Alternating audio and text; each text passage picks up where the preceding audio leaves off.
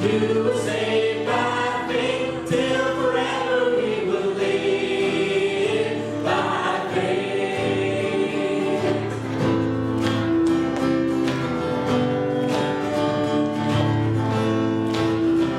By faith Moses suffered along with the people of God, knowing life was short. By faith he regarded disgrace for the sake of Christ was well worth the reward. By faith people passed through the Red Sea, the walls of Jericho came crashing down. By faith conquered kingdoms and justice, given angels shut the lion's mouth. By faith we will conquer, by faith we believe the battle belongs to you, so on our knees. By faith we will cry out, by faith you will save, by faith till forever we will live by faith.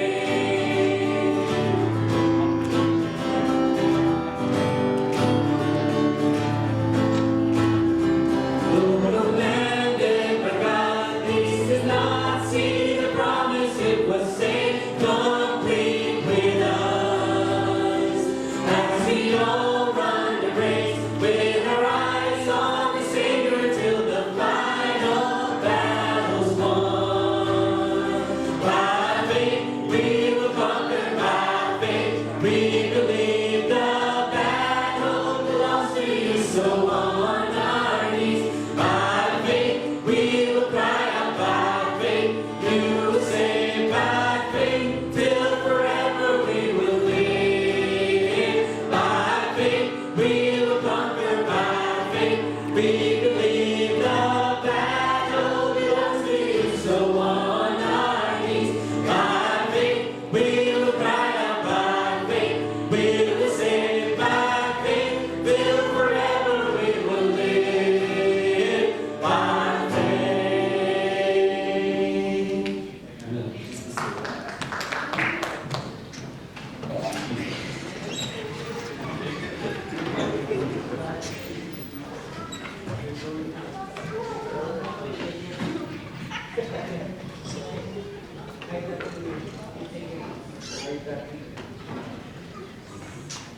Good morning. By faith. That's awesome. How is your faith this morning? Is it strong or weak? You know, we've been asked or tasked to fill out a spiritual survey. And if you've done it so far, there is a box in the back right behind Nick and James. There's a box there. You can go ahead and place it there. If not, that box will be there next Sunday as well. Or you can give it to the ladies. You can give it to your house church leaders, and they'll submit it for you. Yeah. How's our faith this morning? Is it strong or weak? Do you doubt or wonder? Or maybe you're rock solid, like a tree planted by a stream. Now, if you're like the rest of us, or most of us, the chances are that you fluctuate between the two extremes. In fact, that might have happened just this morning on the way to work. Started out, faith is strong, someone cut you off, faith is weak. You know, when Jesus was walking on earth, he performed many miracles. But of all the things that the disciples were amazed at, one of the things that shocked them was when he cursed a fig tree, and the next day they saw it withered. It's like, wow, that's amazing. A tree died because you said so. And so how Jesus responded to that, he said, "Truly I tell you, if anyone says to this mountain, 'Go throw yourself into the sea,' and does not doubt in their heart, but believes that what they say will happen, it will be done for them." Mark chapter 11, verse 23. I'm reading from the New Living Translation this morning, by the way. Now, this is truly an incredible and amazing statement. Jesus here promises that whoever has the faith without doubting can literally cast a mountain into the sea. That's why we have Mount Lamb. I'm just kidding. Yeah. Have you ever seen that happen? Well, that's true because such an occurrence has never been documented. In fact, in Matthew 17, Jesus had sent out his disciples to proclaim his coming. But they ran into a demon, and this demon was tough.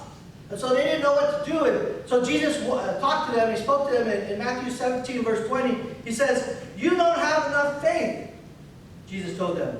"I tell you the truth, if you had faith even as small as a mustard seed, you could say to this mountain, 'Move from here to there,' and it would move. Nothing would be impossible." Verse 20. Jesus rebukes his disciples for having too little faith to cast out a demon.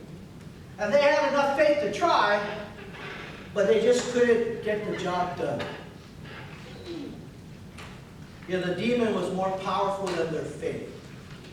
Jesus claimed that even the smallest amount of faith, the size of a mustard seed, would not only cast out a demon, but could move mountains.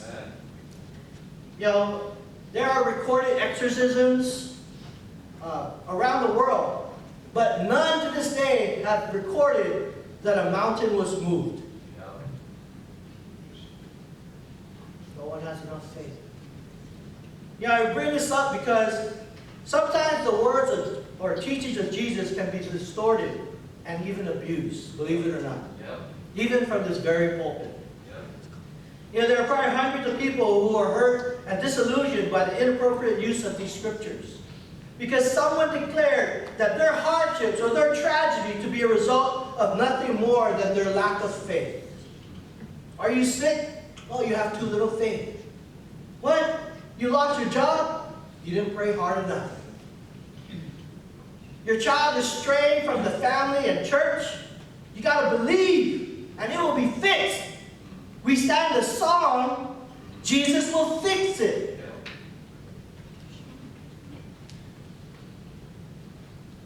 I'll tell you, Jesus doesn't always fix it now. Teaching that Jesus is going to fix everything is not only dangerous, but it's heretical. It's heresy. Why? Firstly, because it idolizes faith and not the object of our faith. Instead of pointing people to scriptures to claim the actual promises of God, Romans 8:28 says, "All things work together for the good of those who love God." It points to the individual's heart.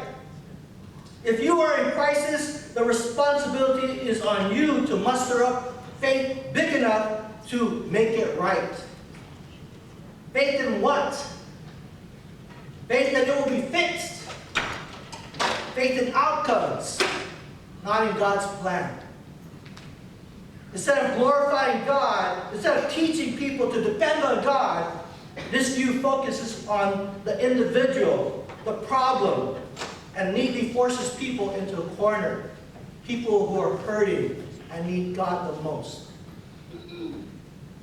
It tells them their faith is not good enough.